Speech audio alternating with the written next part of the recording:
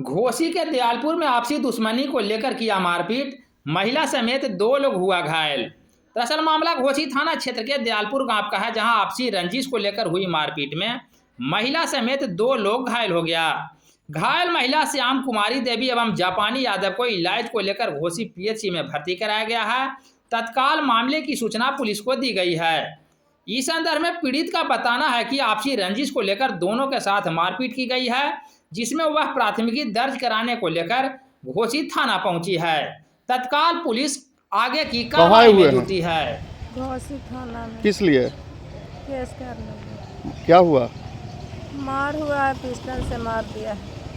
किस लिए मारा है? इसे तो है वो दुश्मनी से। दुश्मनी से। हाँ। क्या नाम हुआ आपका? श्याम कुमारी देवी। श्याम कुमारी देवी। और किसको मारा है?